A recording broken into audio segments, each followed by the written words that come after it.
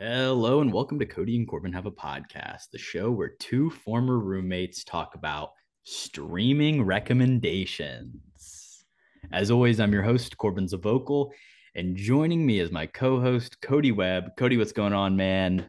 Another episode of May Mania coming at you. Still gonna say off the top here, Jack to be back for another ep. May Mania has been rolling. We've already released, I believe, a couple episodes here in this month. Yeah, this should be a fun one. Just gonna go over some general recs, a little streamy talk as well, which is always fun. But yeah, man, I'm pumped to be here. How you doing today? I'm doing great. We've done a streaming rec episode in the past. We're gonna format this one a little bit differently, which we'll explain in a bit. But I think there's been some recent streaming news in the past weeks, months, whether it's the HBO Max to Max transition or even the Netflix and the password sharing changes that they're making. There's a lot of things happening in streaming right now. The increase of putting streamer movies in movie theaters. Like there's a lot of things that we're seeing happening over the last couple months that I kind of wanted to take a chance to just chat with you about, talk to the people about a little bit, and then also just, give some good movie recommendations to wrap things up. 100%.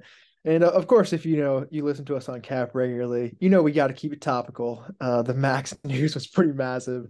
And yeah, I mean, I feel like everybody's kind of trying to throw something out new, trying to stay relevant. Half the times, maybe it is negative things, like with Netflix. But yeah, there's always tons to talk about with streaming, I feel like. Absolutely. What streaming service on average would you say you use the most often, Kody? Good question.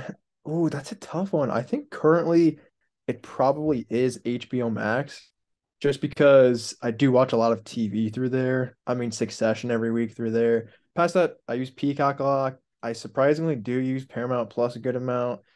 I actually haven't, I don't think I've been on Netflix for ages, but Disney Plus and Hulu and Amazon are also in the rotation as well. But yeah, I did want to throw another question back at you. What streaming services do you actually have? Because I know that we Mm. share a couple. Ones that I have are Peacock, Paramount Plus, and HBO Max. I think those are the main three. And the others, I use other people's passwords, which we'll talk about as well. But there are several with you too. But do you know all the streamers that you have? Yeah, well, I have Netflix through my parents, so I don't pay for Netflix. And I use then Jason's. I have Peacock through my parents' internet, I think. So Nice. technically, neither of us play for it. I think we have HBO Max also through my parents' AT&T. So my phone bill, which I don't pay for. So shout out to my parents for giving Wow. me HBO Max, Peacock, and Netflix. I pay for Disney Plus, and they steal that from me. So there we go. Hulu, I also take from my parents. When I was in college, it was bundled with my Spotify student. So really, they were kind of mooching off. That's only what, like $4.99 a month. And Yeah. so, yeah, whatever. I have Hulu and Spotify paid for them by my parents. And then I pay for my Amazon Prime, which you Oh, wow. use, right? Or I no, do. oh, you do use it. Okay. I Connor, I think think, so. also uses it or has at least in the past. I didn't have Paramount Plus. I was using Jake Ross's Paramount Plus, but I think he got rid of it. So at this current moment, I don't have access to Oh, wow. Paramount Plus. Well, Um, I'll give you my account. okay, there you go. Apple TV Plus, I do have, and I pay for that myself. And then you mooch Hulu and Disney Plus off of me, correct? Correct. And Amazon. So three, And my three parents, I guess. yeah. So shout out to the vocals, pretty much funding this episode in total. So there are a lot of streamers out there. Obviously, that was kind Oh, of and the I point. do have technically YouTube Premium for a 1 month trial currently. I don't know if there's anything on there, but I do have it. Nice. The rise of YouTube premium. I love that. But I mean, yeah, there are tons and tons of streamers. I feel like that's kind of the point I was trying to make. But and there's a lot of good content in all of these too. So kind of throwing this out there. But there's also a ton of topical stuff too, obviously, which we were going to talk about. Can I throw some under the radar streamers at you, Kody, Yeah, that I go got for it. on my phone? Tubi, are you familiar with Tubi? I have used Tubi a few times. Yeah, good site. That's not too bad. Tubi's all free. There's ads Yeah. on it, so that's nice. I might even have some Tubi Recs for the people as honorable Ooh. mentions when we come later. And then Pluto TV, that's another one that will have some free stuff on it occasionally. A lot of these are like, I feel like international films you'll find on like Pluto. Movies, another one that I think you can get for free. And then Shutter, which is a classic for horror fans. I think that's about $4.99 a month. It's all horror stuff. There's some great original content on there, but also a lot of like cult horror classic stuff that's kind of harder to find. and then the Roku channel, which I think the only thing I've watched on there is the Weird Al movie, but also free. So Fair. I missed that one, to be fair. I think that is literally the only movie that I know for sure is on Roku. But yeah, I feel like all of those two, they're like all super similar. Most of them are like four-letter words for some reason and like really forgettable names, which is funny. But yeah, I'm sure one of those eventually will rise up to kind of the expected standards of the other ones. But it is kind of hard to break through a little bit, I feel like. yeah, well, I think that brings us to a really interesting point. And the last couple of years in the world of streaming, every like major corporation and movie studio outside of really Sony has like propped up their own streaming service in some type of way. So Paramount gets Paramount Plus, Universal has Peacock, Disney has Disney Plus, Warner Brothers has HBO Max, and they were all essentially trying to compete with Netflix because Netflix had that market share. They were in on the ground floor and they had it from the beginning. So everyone else is trying to compete with Netflix, and Netflix is trying to compete with itself and grow at an exponential rate and release a movie a week for an entire year, right? So what all these streamers, big streamers, were trying to do in order to just grow was basically they just pumped millions and millions of dollars into content, into producing content. And that's where we've seen an absolute influx of streamer TV shows, streamer movies over the last couple of years, whether it be Netflix giving out $100 million to Martin Scorsese to make The Irishman, or Adam Sandler. to whoever, to 80 million, however much Marriage Story cost to Noah Baumbach, stuff like that, giving a ton of money to Adam Sandler. Sure, there's been a ton of spending in the streaming space. The Disney Plus Marvel TV shows, all the Lucasfilm Star Wars TV shows, those all existed because there was this idea of we just need to put out content to bring in subscribers to get our numbers to at least somewhat compete with Netflix. And now I think we've hit the point where they're starting to level out and they're realizing if we continue at this rate, we will never be able to make money and this won't be viable. So there's been a big pullback on a lot of content in the last couple months, weeks. Stuff's been getting canceled. We saw last year all the HBO Max, straight to Max products getting scrapped, like Batgirl and Scoob 2, stuff like that, for tax write-off reasons. So there's been a big pullback and kind of a change in the approach of how they're spending money at a corporate level when it comes to creating streaming content, which I think is really interesting. The movie industry on its head a little bit, just because it went from, COVID kind of shutting down a theater, sending everything to streamers. And since then, I mean, a lot of stuff has just lost a lot of money. And like you're saying, even with the HBO DC stuff, like not just canning Batgirl, I think is something that we may never see again in Hollywood, and just do it for tax reasonings is kind of really funny and ironic after COVID. But I mean, it's kind of led into everything now coming back into theaters, being flood off streamers a bit. And something you didn't even mention either too, but like the recent writer strike is Well, 100% that's, yeah, that was the next point, because yeah, that's a whole nother wrench into the problem crazy. of content. It'll be really interesting to see how long the writer's strike goes. There's talks that it could last in through the summer, into the fall. And I mean, for a strike like this to have a reasonable effect on these content providers, it has to last long enough to where they run out of content to produce. Like obviously the early stuff like the Tonight Show and SNL gets cut off early, but there's still content that's in production and post production they can put out right now. When we get to the point of, hey, we don't have anything to release, then the streamers and the big studios are really going to have a problem. And with like the returning series as well. I mean, of course, it's a sequel land in Hollywood. I saw one particular one just off the bat, like Stranger Things season 5 is in delay. Like people, like Netflix is gonna be pissed if that doesn't come out on time. And even if they have to move back a week, like they're gonna freak out, I'm sure. So yeah, everything like big franchise, any IP at all is gonna be in shambles, I think, for the next few, or at least, however long, like you said, who knows how long this really will last. Hopefully not that long for my sake and your sake, Well, but and for the, I mean, for the sake of the people that are, obviously out of work while I mean, they're the trying to writers strike. though, Yeah. hopefully a long time, because the longer they hold out, Yeah, it's a catch 22. It's like you want them, yeah, whatever, if it ends quickly and they can get a good deal out of it, then true, yeah, that would be true. the ideal situation. But it doesn't seem like the studios are coming from a fair place at the current juncture. And interestingly, part of the reason they're striking, there's obviously a lot of different things that go into it and a lot of different factors in the contracts and the things they want to see changed. I know AI is part of it, but a big chunk of it is the way they're getting paid now because of streaming. Because traditionally, in the olden days of television and movies, the money you would make in royalties would be so much greater because there'd be so much replay value. And now as streamings come around, you just get like a flat rate and there's no syndication money, there's no royalties that you get paid after the fact as a writer oftentimes. So now it's not a viable living career. Like the money you get paid to just write something is not, because to get a job, you basically have to work on that singular thing for a year, but it might only be pay for 6 months of the year. It's a very tough life. There's a lot of, yes, there's writers who make a ton of money, sure, but there are a lot of, just staff writers, people that are trying to like make their careers, their livings, raise families. And as creative people, they're not being able to anymore because of streaming, really. And for one, I think the most important people in the entire movie making process as well. I definitely understand where they're coming from. I do think it's an understandable strike, honestly. Like you said, I mean, there are some obviously more famous writers who are constantly working. Probably don't see this too much, but with everything kind of just flying around at once, and like you said too, I mean, not being able to kind of double down and make the money if it is super successful with that replay value, it's definitely tough. So I hope they do carve out a deal here soon, but I think it's understandable from both sides, but especially from the writer's side. I think, like I said, they're a key cog in this entire thing. And without writers, I think Hollywood is pretty much nothing. Yeah. And it'll be interesting because I know like the DGA is also, their deal is also being renegotiated right now. So what happened the last time there was a writer's strike is the writers did a strike.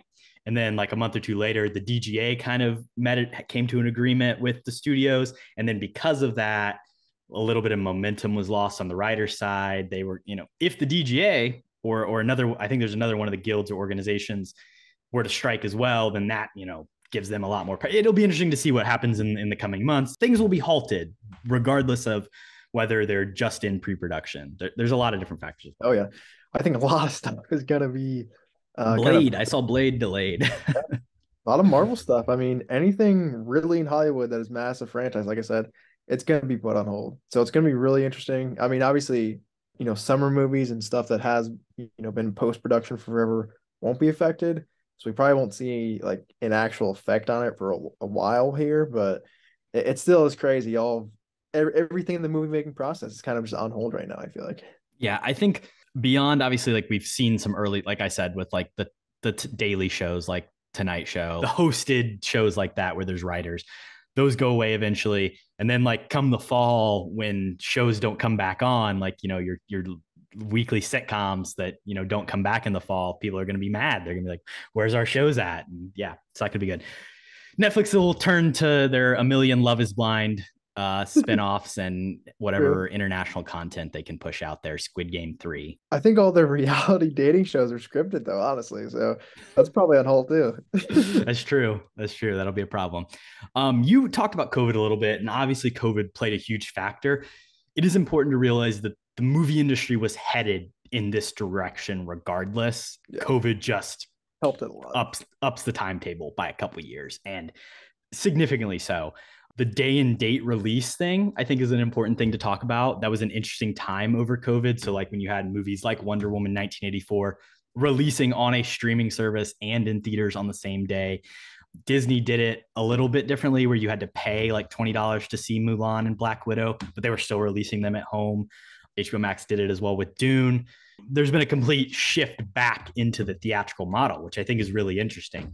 Even like I mentioned at the top of the show, streamers like Apple TV, Amazon Prime with releases like Air have said we're going to make a commitment to release movies in movie theaters to try and keep this industry afloat, because they've realized in order to make money and make a profit, they need to have the theater industry to distribute and get eyeballs out there, because that still is the way to make money. And I think they learned that super quickly as well, dumping movies on streaming services. In the long run, it pissed a lot of filmmakers off too, obviously. Oh yeah, I mean Nolan specifically with Tenet too. Literally switched studios. Yeah. So Oppenheimer is coming out from Universal purely because of the HBO Max decision. That is literally what it is. He said HBO Max was a terrible streaming service after that, which like shout out to him. But I mean, he's not wrong. He called it early. He called it way in advance. Christopher Nolan, he knows all. So yeah, but Yeah, I mean, it really has shifted back. I am happy that, they are releasing everything back into movie theaters now. I think, like I said, just dumping it straight on there in the long run, I feel like it really does not make you any money anyways. So it's kind of just questionable from the start. But yeah, like go out to theaters. People enjoy going out to theaters for a reason. It's been a viable industry for a long time. And I think it's sustainable. I don't know why you would want to change something like that.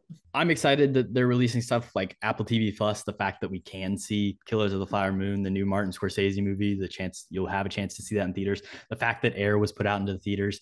Netflix is still standing pretty firm with this idea of like, oh, we're still just gonna be a streamer and we're gonna release our stuff on streaming. I'm curious to see where that'll head. What are your thoughts on the password sharing stuff with Netflix, Kody? Again, I think it's understandable from both sides. It really depends how many people they put on the limit. If it's just two, I think that's pretty atrocious.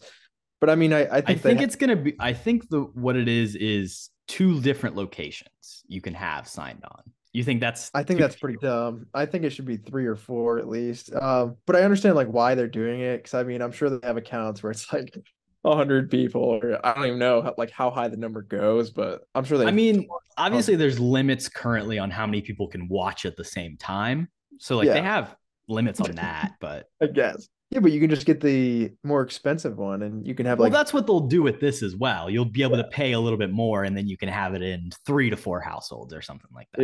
yeah. It's all about that money, but yeah, I mean, I don't know. If it's just two, personally, I think that's really, really dumb. But I mean, I'm mooching off my brother's Netflix anyways, so I'm not one to talk here. But yeah, it's just kind of a monopoly trying to make more money when I don't think they really do, need to for any specific reason. Yeah, I mean, it's like when you look at it from that perspective, it's like this is a multi-billion-dollar corporation. Like, do they really need any more dollars and cents out of people? No. But when you look at it from a business decision, like it makes sense. The fact Yeah, that they didn't do this sooner is a little confusing. fair Are you enough. familiar with the ad-supported Netflix at all, Kody? Have you ever delved into that world? Not really. Go for it. I don't. Netflix whole thing for a really long time was that they would not have ads on their platform. Like they were very against doing any type of ad supported tier or advertising. Whereas stuff like Hulu has had their ads, different stuff on Prime at different points. You can different versions of things that will have ads. But recently, Netflix released their ad based tier, and I think it's $7.99 maybe is the cost as opposed to like 59. In around that, it's about half the cost. Hmm, Um, I like that. their early reports were that even people who switched from the higher base to like if you were at the regular non-ad supported tier and you switched down to the ads, they're actually making more money on the people who switched into the ads because these people are watching Netflix and then they're watching the ads and then the ads are making them more money. So Netflix has found that this is actually a really viable option, and at least in the short term. Obviously these are like the ad rates they're getting are like, okay, if you're an advertising agency and you say, hey, do you want to be one of the first people who can be on Netflix as like one of their first ads, you would obviously say yes, and you would pay more money than on Hulu or something like that. And I'm sure those numbers the cost of an ad on Netflix will go down, but still it is interesting to see how that has become a really viable option for them, and it's kind of helping their business out when in the last year they really took a big hit and fall subscriber wise. I mean, I feel like that's a pretty good idea. I feel like in general, I'm kind of ad blind with most of these streamers just because I'm so used to it at this point.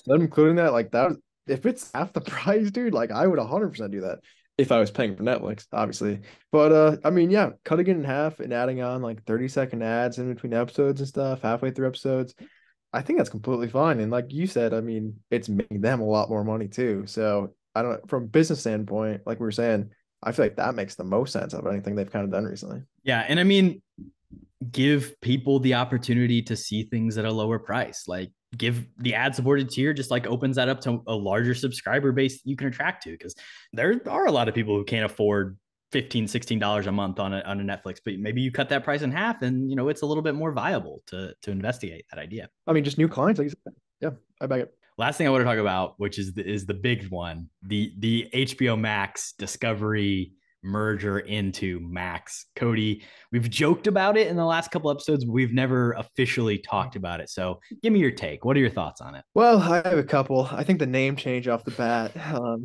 and the brand name, I guess, just in general, from HBO Max to Max, and then the purple to the blue, new logo and everything. I'm not a fan of any of that really at all. And then you throw in they're adding in the Discovery Network that they had going. I think that was just on a completely separate streaming service, I believe. That doesn't really interest me that much either. Some of the nature documentaries and stuff are definitely fun to watch, I guess. They have a bunch of like just random shows, some of them like reality shows and stuff that I don't know anything about, and I don't know anybody who watches those. Overall, I am pretty negative on most things they're doing here, but what are your thoughts on it? My kind of general opinion is like, who cares? Like, I feel like a lot of people are just I being a guess. little overreactionary. Like, they're not getting rid of like the stuff that's on HBO Max. Like, that content still exists. It just will be on an app that has more stuff. And yeah, maybe you don't like reality TV, but fuck, there's a lot of people who do. Like, a lot of people who do, because there's a lot of money that's being made, and that's why this is happening. Like, it's coming together because they're honestly, their opinion is over there at Warner Discovery is that like HBO Max is not good and it's not making the money because people aren't like really watching it and like staying on it. And if they want to do something like ad supported viewing, that's not viable with the current HBO Max watch model. Whereas something like Discovery, people literally do spend all day and they actually watch and binge shows on there.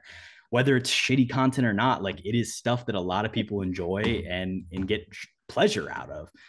Maybe there'll be something on there for you, Kody. I don't know. I'm sure I'll find something in Discovery Plus, but yeah, I get what you're saying. I think from my standpoint, it's just unnecessary. Like I think HBO Max is one of my favorite streaming services, and I think with the audience that they currently have, obviously it's adult content. It seems they are kind of looking to move to a bit of a younger audience spectrum, but I think Well, they're I just don't even think alienating it's the not. audience It's not that they already Cody. have. It. But yeah, they're alienating. That's so like. Why do you mean they're alienating? They're changing that. I don't know. And then also, it's not that they're moving to a younger audience. I think their idea is to move to a more inclusive audience. And they've. I mean, that's the other thing. It's like you want something that like parents get streaming services so kids can like. This is like listen again. It's the corporate bullshit. Like, dude, these companies needs more money. No, but as a business decision, yeah, it makes sense. It's combining demographics into one place. They were basically running two different streaming services, one company. I don't know. The whole removing HBO Yeah. Max or removing the HBO from the name and just calling it Max, I think that is kind of stupid. I do understand the reasoning behind it though, because when you are trying to create something that is inclusive of all the content you have and you have HBO on it, that's not representative of what they're trying to create. HBO has a very specific connotation. It has a very specific messaging. Maybe you and I like what that means, and we know, oh, HBO means good. But to a lot of people, they might be like, that's not the kind of content I'm looking for. And I don't expect them to have 90 Day Fiance on HBO. Well, I mean, like I said, I just don't understand why I have to bring them together though. Because I mean, it is completely two different audiences bringing it all in one app. So I guess that makes them more money, but why don't they just make their own money separately on Discovery Plus and they don't have to deal with my mojo, you know? It's kind of it's definitely a selfish thing from my end, but it's just like you're making money either way. I feel like maybe this will bring more people to some of these Discovery Plus shows who maybe wouldn't have gone to that app, I guess. That's kind of their thinking behind it. But Yeah, and I I mean don't it's know. about getting subscriber numbers up. You take two Unnecessary. different numbers of Yeah, subscribers and you combine them into one. it's definitely interesting. What do you feel about the blue? I think we've talked about this a little bit, but Yeah, I mean, it's just I get it's a dumb decision. I don't know why you change it so you can match other stuff, but like it's whatever. It's what they did, I guess. It doesn't. I'm not gonna be rocking around HP like Max merch anyways. I don't need the app to look pretty. I just watched it on it. Here's what I will yeah. say, Kody. HBO Max has a lot of great content. Has a really shitty UI. If this new rebrand is a fix to any of that, I will be overjoyed. I'll be over the moon. Yeah, I mean, the switch from the purple to the blue, I mean, it is what it is, but there's literally going to be like in 5 years, there's going to be 10 streaming services and they're all going to be blue. I don't understand it. I feel like they just put in the focus groups, oh, what's your favorite color to click on? Blue's a great color. It's very clickable. It makes you feel happy. Yeah. They're doing an ad supported tier of Max. Yeah, I think they already had that. That's what I have, I believe. Yeah, so No, there's no I ads will on HBO definitely be Max. saying that. I watch ads on HBO Max all the time. You watch ads for HBO shows pre-roll, but you're not. Yeah, yeah. Yeah, those aren't ads. They're still ads. They count. Even it's HBO to HBO. Not a fan. So yeah, that's the other thing. They're going to be offering an ad-supported tier, and this goes back to the Netflix things. When you have shows that are reality shows and different stuff that people actually watch, and it's not. I'm going to be honest. The only time I get on HBO Max right now is to watch Succession on Sunday nights. I don't really get on that much otherwise. Should. There's a lot So of good shows. yeah, there's good movies, there's good shows, sure, but like that's just not the place I'm always going to for content, and that's not good for an ad supported tier. That's not good for making money. Like you need people to watch your shit. I don't know. Yeah, no, fair enough. What would you say is your most used streaming service? I'm honestly just curious. I mean I would say like so like I have my things that I watch every week. So like I watch Abbott Elementary, which it just ended, so I guess I don't anymore. But I've been I think watching. it's on that's on HBO Max too. Well, it's on there, but like weekly releases I've been watching on Hulu. So I Oh use yeah, Hulu because it's coming out. And then I use fair. Disney Plus, obviously, to watch like, our shows, like when we do episodes and if there's a Marvel or a Star Wars show that comes out. And then I use HBO Max to watch Succession, like whatever the show is that I'm watching. So if it's Succession or Euphoria or, I was kind of watching The Last of Us. I think Not Prime really. Video is probably honestly maybe the go-to Wow. because I rent a lot of stuff. So like that's all through Prime. I rent a lot of movies on Prime and then I'll watch a lot of stuff on Prime too. I'll go to Netflix occasionally. Been watching some Beef with Mina on there, the Steven Yeun show, Ali Wong, Yeah, but I don't know. I think nice. I feel like it's kind of equal across the board. I'm more I feel like more often I will seek out a movie and find out where it is rather than just going on a streaming service and trying Yep. to pick something. 100%. And that's kind of centered around our categories as well. So, yeah, I am 100% the same. I'm always like searching on, like, I have a bunch of tabs open on my phone of where to watch this movie and where to watch that movie, just to like a plant a seed for later on as well. So, And then like yeah, 50% of the time it's available nowhere. And then I go on Prime and rent it for that's it. $3.99. So there you go. Yeah, same. I have like, I think 10, 15 movies this past year on my Apple TV account that I just rent because they're nowhere to be found anywhere. Speaking of things to watch, let's talk about our recommendations. Kody, the way we're going to be recommending these movies, rather than being like, here's some stuff to watch on Netflix, here's some stuff to watch on Paramount Plus. I think that's great, but I don't know. A lot of people have a lot of different streaming services. And even if you don't have them yourself, you have a way to like access them through someone's other password or whatever it may be. So what we decided to do was do like categories of movies. So like different situations you might find yourself in or different moods or settings, that type of thing. And then a good movie that we know is available on a major streaming service. And then we'll tell you where to watch it and why we think you should watch it. Let's get into those specific categories and maybe you can comment as we go. So first one, we're just going to rec a sci-fi movie. I think that's a KHAP classic. We both Oh love yeah. sci-fi. I feel like that's my kind of bread and butter as well. So I have to throw that in there off the bat. And then we're going to go for a raunchy comedy movie, which if we're being honest, I think your recommendation might be the more pro one. But Yeah, and echoing off that, this is also my bread and butter. Those are probably my two favorite categories of movies. So yeah, that's definitely my pick here for sure. next one I threw in movie to watch with your parents. I think that can be a tough thing to find sometimes. You don't want something, obviously, everyone's relationship with their parents is different, but you don't want something that's too raunchy, too out there. You also don't want something that's like maybe too weird or too artsy. So, we'll have some picks for stuff to pull up when you're at home with the parents. Agreed. Got to keep it entertaining, but clean family fun out here. Absolutely. And then the next one, which we could, take a lot of different directions. I'm curious to see what you think of it, but it's going to be our Just Vibes movie. Yeah, love this category. It's all about the vibes, man. If you get that right, you really can't go wrong. Absolutely. The next one is a fun one. It's a hungover or a sick day movie. So when you're not feeling up to it, you don't want to, do too much. You just want to lay in bed and watch something. We've got a pick for you there. Yeah, we've been there multiple times, and we've experimented, I think, and we'll definitely share our results on which ones worked and which ones don't. And then, very similarly, the next is a childhood classic. So Yeah, just something from our childhood that you would be good to return to on a streaming service. I'm crossing my fingers. You don't pick holes, but I think it's coming. Just wait to see what I pick. I'm sure you'll be really happy with it.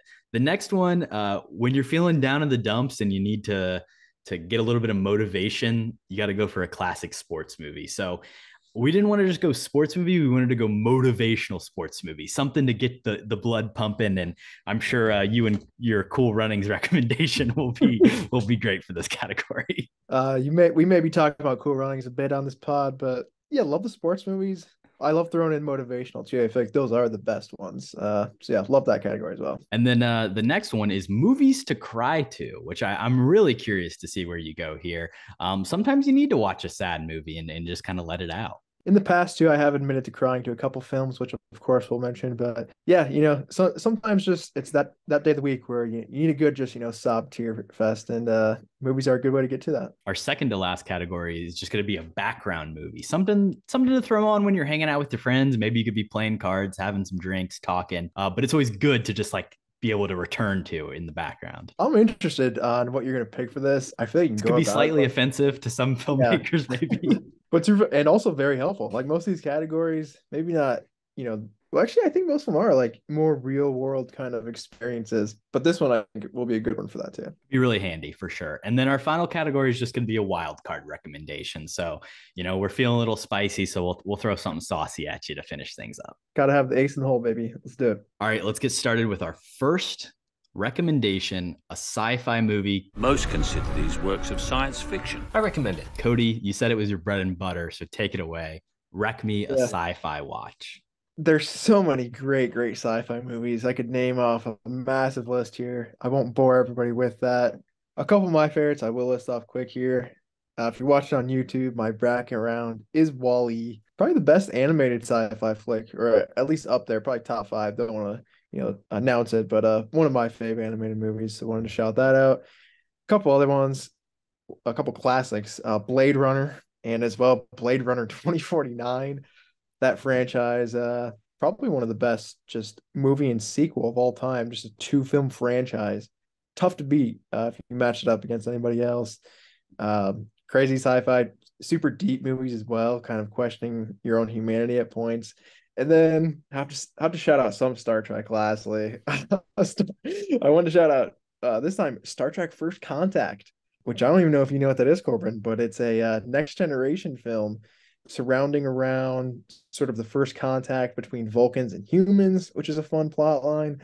And then as well, it's kind of the Borg movie of the Star Trek movies. So a lot of fun there too. But yeah, I wanted to throw that one out there just because, there may be a Star Trek episode coming up in the future, and wanted to, kind of wet everybody's beaks on the Star Trek. Do you want to throw out your honorable mention as well? I have 2 real picks here, but I do have like one honorable mention, and just an honorable mention to 10 Cloverfield Lane, which the Cloverfield series is a little bit up and down. I like the first movie, and then obviously 10 Cloverfield Lane is the second one, and then the third one is notedly hated.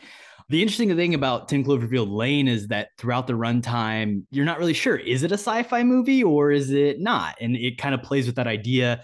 And there's some really solid performances. I think John Goodman is fantastic in the movie. I love the way it just plays with the audience, and you're kind of in the point of view of the main character throughout, and it's a really solid one. But what's your main pick, Cody? My main pick, it's another, like, when you think sci-fi, I feel like you don't really think of sort of dark.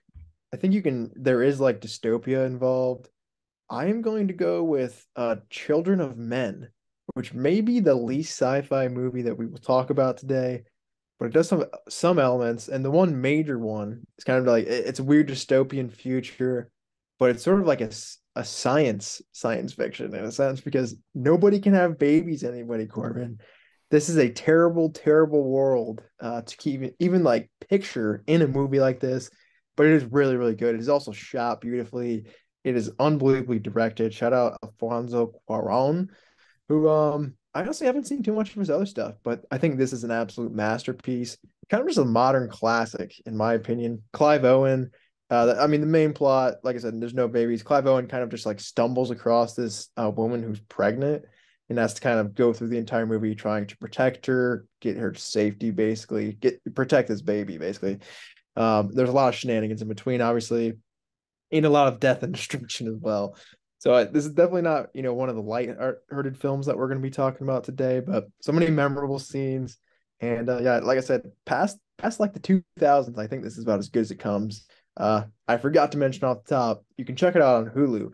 And actually, that is where I checked it out. I think I watched it for the first time only, maybe it was this year, maybe it was last year, but it was within the past couple of years here. Well, notably, Children of Men was one of my defeat the watch list picks. And I think you watched it at the same time when I watched it for the first time. And I was also like really blown away when I saw that. Yeah, I mean, it's one of those ones that I feel like just doesn't get talked about. Like it is extreme. You said before the podcast, oh, Korbin, you're going to have like the underlooked picks, but like, I think this is one that like really until this past year, like if someone said Children of Men, what's it about? I couldn't have even told you.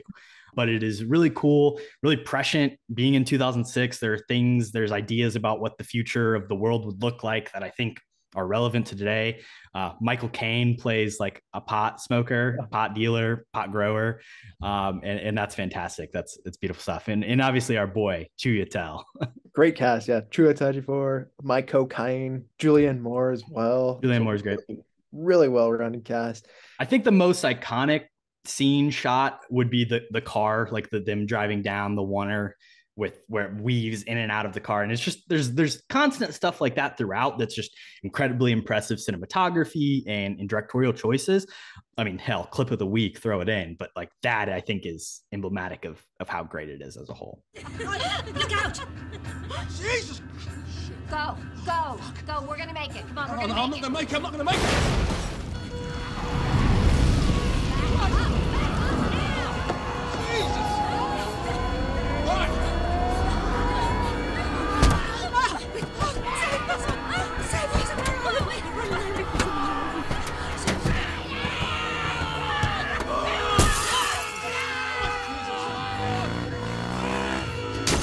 There's so many memorable scenes. You mentioned the first one with like all the people running down within the car.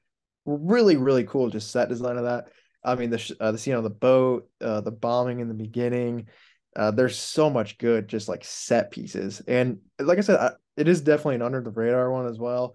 And it's not really what was my first thought when I think sci-fi as well. Usually, of course, you think like, oh, big space operas, this stuff, Guardians of the Galaxy and stuff, but this is kind of like a lower tier sci-fi, which is definitely one of my favorite genres. Yeah, definitely. I like that a lot.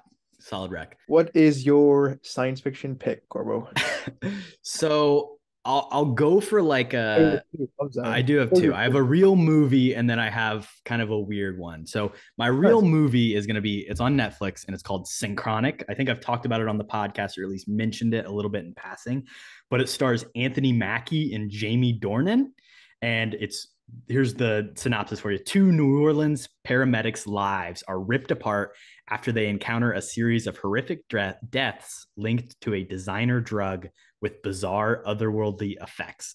So basically, these two guys, Jamie Dornan, Anthony Mackie, are just paramedics in New Orleans, and they happen upon these people who have died because of these drugs. And then, maybe Anthony Mackie starts to take these drugs, but like the things that happen, the most crazy, like psychedelic, trippy, science fiction-y stuff when you're on these drugs. And I think it's just a really cool, low budget VFX sci-fi movie that is extremely well done. The directors, Justin Benson and Aaron Moorhead, have kind of worked together on a couple, different things that have been popular. They had a movie premiere at Sundance this past year. So yeah, I mean, definitely check out Synchronic on Netflix. And yeah, like I said, I mean, this is the deeper cuts I was talking about. I think you have a little bit deeper than me. But yeah, I've honestly never heard this movie. Just off of your description, I actually really want to watch it. That sounds really fun and right up my alley. Jamie Dornan is a bit interesting. That's the guy from 50 Shades of Grey, correct? Yes, I mean, he's in Belfast as well. He's in some other stuff, but he is, yes, the star of 50 Shades of Grey. Fair enough, but no, I mean, kind of like a trippy sci-fi movie. Count me in. So I will add that to my watch list immediately. So yeah, I like that rec a lot. There's some really cool VFX stuff in this. Also just like a really interesting look into like how like these designer drugs kind of come to be, because there's this, when you think of things like this, they're like, Molly adjacent, ecstasy, like that kind of world where it's like people just like make pills and then they kind of, because they're a new thing, they're not illegal. necessarily. So they just get like sold in gas stations. So like this is just some weird drug that's being sold at gas stations that then like Anthony Mackie is like going around and investigating, and he finds it. Yeah, it's really interesting. It's really cool. And I talked about it on our National Treasure episode, how I hated the Louisiana setting for that. It's really cool in this movie. I think it fits really well. There we go. Shout out Louisiana. You got a good movie finally. And then my second one, which is what I'm actually going to call my under the radar pick, Kody, is it's only 72 minutes long. It is called The History of Time Travel, and it is a 2014 fictional documentary about a guy who makes the first time machine. So it's entirely framed as like, this is a real documentary. We're telling you about the history of time travel. But the really cool thing is, as you're going through it, the documentary changes based on time travel and things being changed in the past. And it's just this really interesting idea. It is again, a really low budget thing. It's not made by like, there's going to be nobody in it that you recognize. It's not made by any big names. It wasn't a big studio produced, but it's just like a really inventive idea. And I think I had to mention it here in the sci-fi section. So go check out The History of Time Travel on Amazon Prime. Nice. Have not heard of that one either, but again, your description has sold me. I think sci-fi in general, the weirder it gets, probably the better it is. And anything in like a documentary setting as well, I'm a sucker for. So yeah, I do like that a lot. And I'll admit I only saw it once, but I feel it is one that like, if you watch it once and then like immediately watch it right away, right after, you probably would pick up on like, there's so many things that you're like, because you're kind of trying to figure it out as it's going. It's a little bit of a mystery throughout, which is really cool. It's a good setup. It sounds a little bit like Arrival, honestly. Like the more times you watch it, the more you understand, obviously, about like kind of the plot and story wise. Those are some of my favorite movies too. So yeah, that's cool. Yeah, it's a really solid premise, and I'm not going to say it's perfectly executed, but I think just premise alone is enough to give it a watch. And 72 minutes. I mean, come on. I definitely have enough time for that. So yeah, I like that. All right. Next category, raunchy comedy movie, Kody. What do you recommend? What's good here? Yeah. Great category. As I mentioned earlier, kind of my bread and butter along with sci-fi. I don't know. I feel like you could go a lot of different ways here. I didn't want to go like super obvious, but I'll throw out a couple names. Superbad, Bridesmaids. I mean, those are probably my big two on kind of like classic comedies in this sense, from a raunchy standpoint, I guess. And Forgetting Sarah Marshall, that is my big honorable mention. I freaking love that movie, dude. Paul Rudd as the. Well, Kody, that's my main recommendation. So, no way. You know me, I'm not a big raunchy comedy guy, so it's a little bit harder for me to like. I think Forgetting Sarah Marshall is a one that I would say most of our listeners have seen. If you haven't, definitely go check it out. It's hilarious. Does feature some full frontal nudity from Jason Segel. So if you want to see that, definitely go check it out. Also some great puppet musical work. Mila Kunis is fantastic. Paul Rudd as a surf instructor is great. Jonah Hill as the nerdy guy who works at the hotel. Russell Brand doing Russell Brand. Yeah, it's I really love Forgetting Sarah Marshall. It's a great rom-com movie. Yeah. One of my favorites of all time as well. I think Jason Segel's unbelievably underrated as a leading man, and Mila Kunis as well. I don't think she gets really enough roles these days either. But yeah, like I said, Paul Rudd, probably one of my favorite characters of all time is the surf instructor, and then you throw in Dracula puppets at the end. I mean, it doesn't get much better than that, man. Where can you watch that at, actually? Can you watch it on who? Prime? It is available on Amazon Prime, baby. It's got all the good picks. I'm telling you, Amazon Prime. No. Bow down to Bezos. Bow down to Bezos. Bow down to Bezos.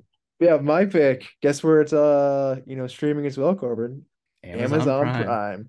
I did go a little bit deeper cut here, and we do have a sports category later on, but this is going to be Major League for my pick here. Old school raunchy comedy. I like it. Yeah. Pre-2000. A little bit of a throwback here, and you could probably throw this into one of my childhood favorite movies as well.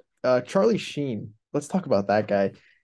He's really I don't think he's really a great guy or a great actor. I think this is probably his best comedic performance. Like Hot Shots Part Deux, I guess he's pretty good too. But from a leading man kind of role too, I think this is probably his best movie. As Wild Thing, one of my favorite characters as well. Greatest walkout song of all time in baseball history. it also has a really well-rounded cast as well. You got Corbin Burnson of Psych fame playing like the battered, washed up third baseman who's a real dick. And then Wesley Snipes, I think, is probably my standout performance from the film, playing Willie Mays Hayes, which is such a fun character. He has this really fun gag where every time he steals a base, he like nails the batting gloves that he wears to his wall. So stupid, but Wesley Snipes owns every single role, kind of in that comedic standpoint, I think. And yeah, it's kind of just one of the most fun movies of all time, in my opinion. And it's even more fun if you like baseball. So if you're a sports guy at baseball, you haven't seen Major League, I'd be a big rec. If you just like general comedies and you want to laugh at Charlie Sheen for, an hour and a half, it's something I'd recommend as well. So that's my big one for raunchy comedies.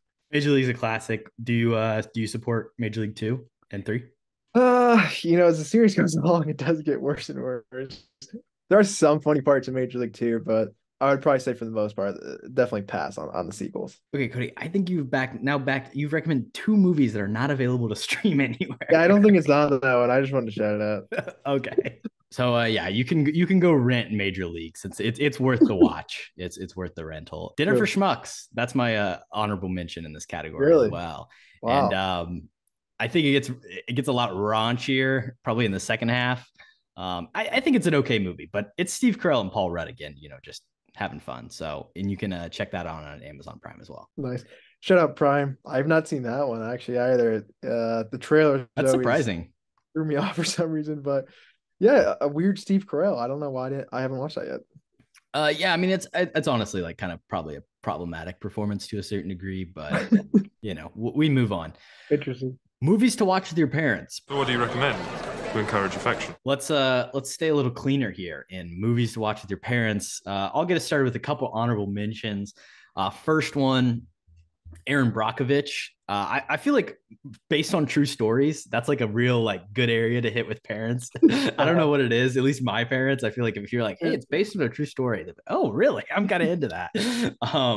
All love to my mom and dad. But no, I feel like Aaron Brockovich, it's an early 2000. I'm a Soderbergh guy. I watched this movie in a screenwriting class.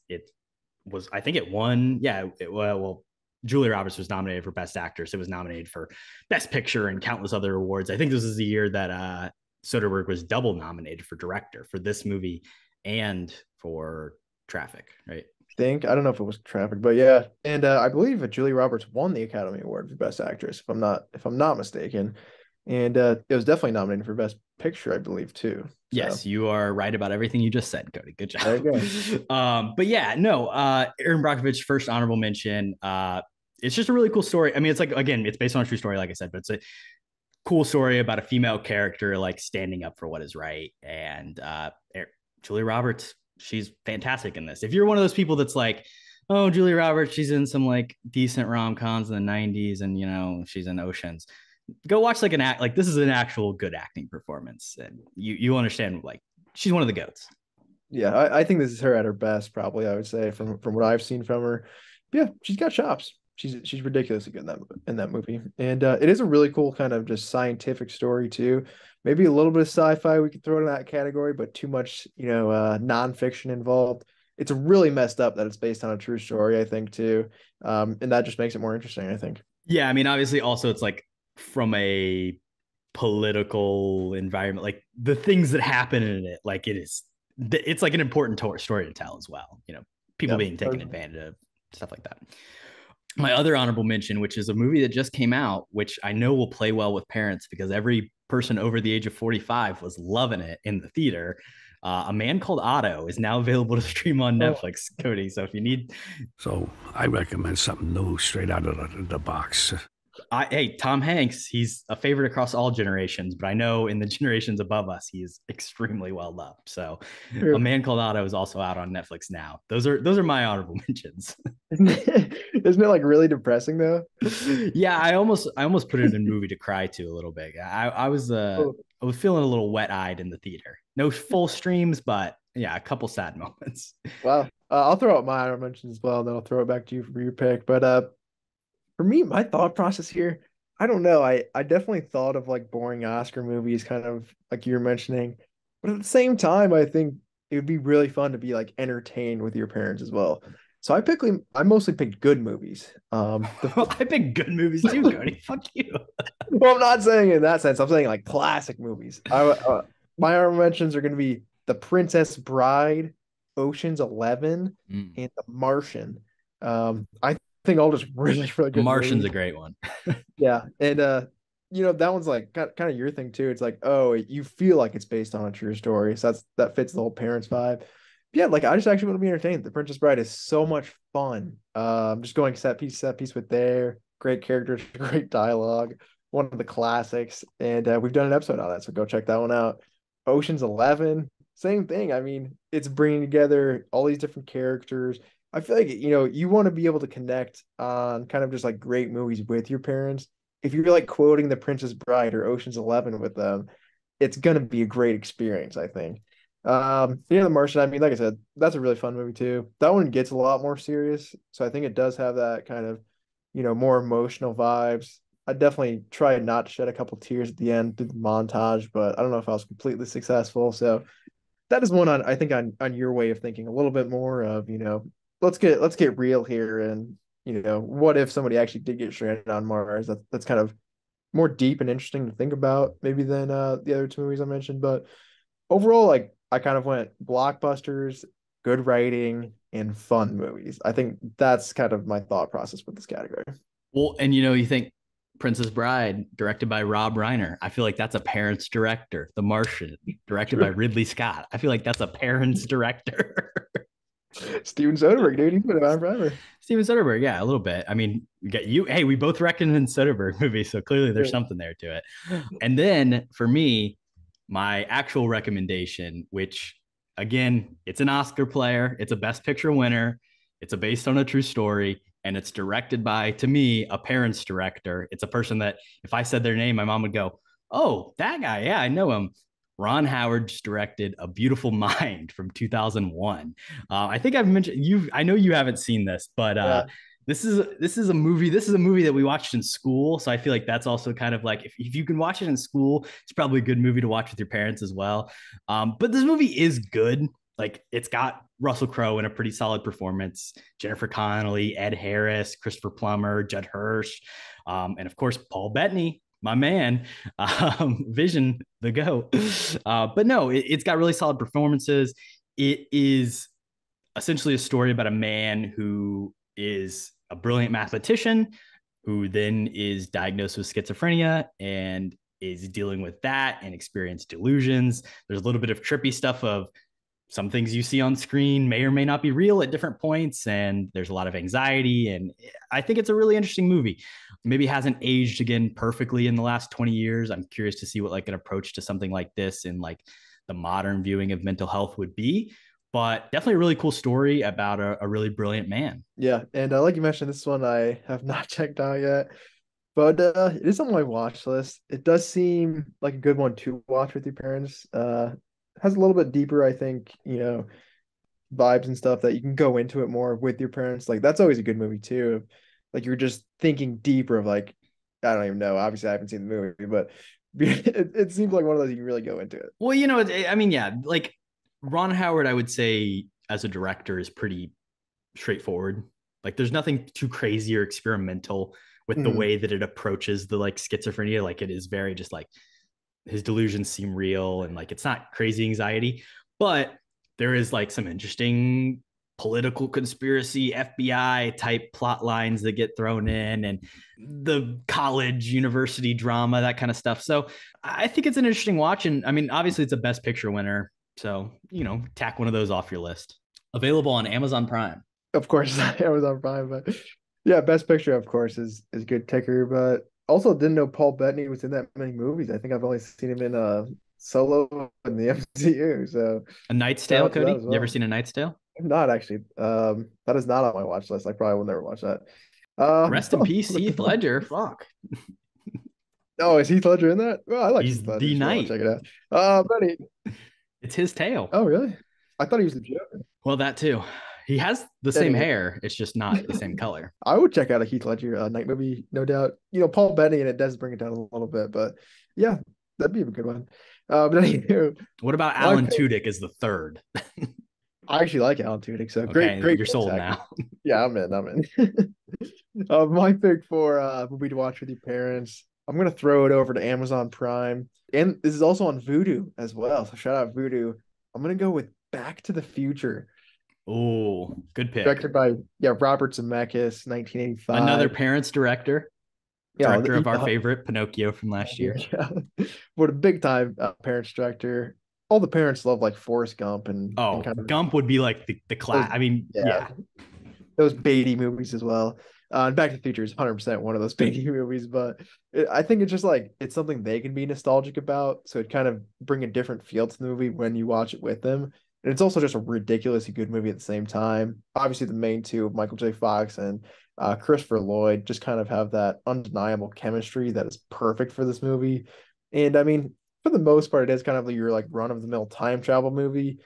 But I just say that because like this kind of is the It best of invented that. what a time travel movie Yeah, is to and a certain everybody degree. just copies exactly kind of the same format. So it's not its own fault. It kind of created this really great genre of, everyone copying them. But yeah, I think it's just a classic. And like I said, the nostalgia factor, I think will be a lot of fun rewatching something with your parents like that. Yeah, I mean that for both of us, like this would be a movie that our parents would have grown up and seen probably. So One of their probably childhood favorites. And at the same time, it is just like a ridiculously, ridiculously good movie. just vibes movie. I'm not getting good vibes here. What do you recommend? Cody, this is an interesting one. I'm curious to even see what you took this as. So why don't you take it away? What do you got honorable mentions for this one? I do. I freaking love this category. And I think this is probably my category where I have the best honorable mentions. Off the top, I really did want to pick this movie, but I think I talked about it in our last streamers rec. So I was like, I probably shouldn't double down on it. It's Chef, directed by Jon Favreau, starring Jon Favreau. This is such a great movie, and the vibes are immaculate. Most time it's just like him cooking, which is really, really just satisfying to watch, I think. So just the vibes overall, I think were undeniable in that flick. But like I said, I've talked about that before. Another one that I really, really love the vibes of is Dope, which I think is another movie I've seen the past few years here for the first time. But it's just such chill vibes, I think. It's really just three friends pretty much hanging out the entire movie. Shout out to your boy Tony Revolori, your underrated actor again. Tony Revolori, definitely an underrated actor. Really like great and fun cast too. What's the kid's name who's the voice of the Spider-Man now? Miles Morales? I don't remember. Shamik Moore. It's also got A$AP Rocky in it, which is great. And Zoe Kravitz. Young Zoe Kravitz. Yeah, Zoe Kravitz is great in that as well. So really, really fun cast, I think. And basically it kind of turns them having a crazy day and the vibes do go a little bit off. But by the end of it, the vibes are back and it's just immaculate. So it's kind of great. Doesn't it feel really weird that A$AP Rocky is in that movie? If it was a couple years later, it'd be like Kid Cudi acting in it, and I don't think it would be as good. But like because it's Rocky, I actually think it's like the performance works. Yeah, no, 100%. And he's actually not bad at it either. I feel like most like rappers or singers to acting don't always work out. There are a couple exceptions, obviously like Lady Gaga, I guess, but yeah, that's always an interesting choice, kind of moving from there, like The Weeknd in Uncut Gems. Yeah. Yeah. Like they always have just like one-off movies where they do that for rappers for some reason. But yeah, A$AP's actually good and dope, I think. And my third honorable mention, it's a movie that we have done on the podcast.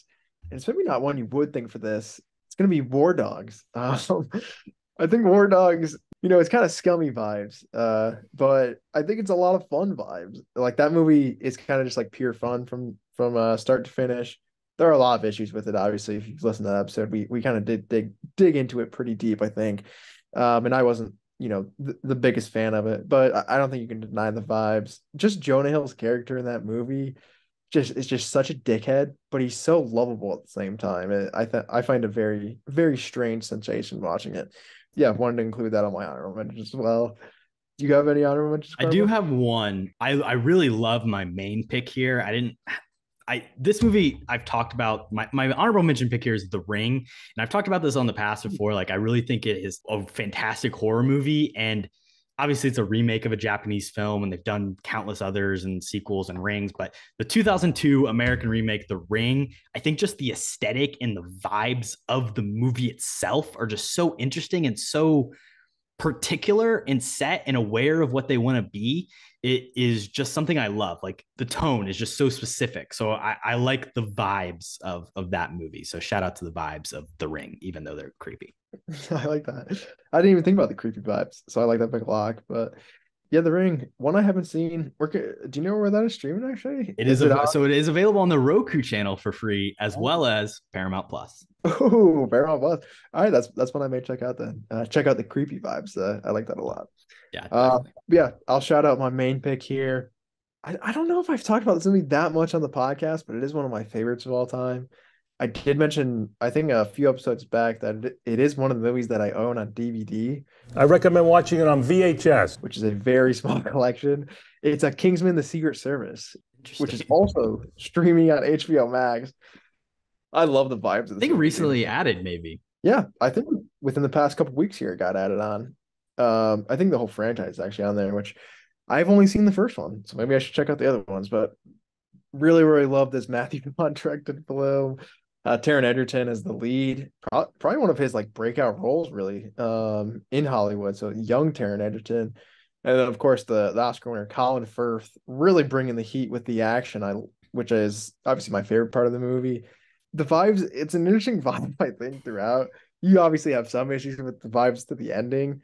But the beginning, it's kind of just like, oh, this, kind of loser teen in London being brought into this, spy organization.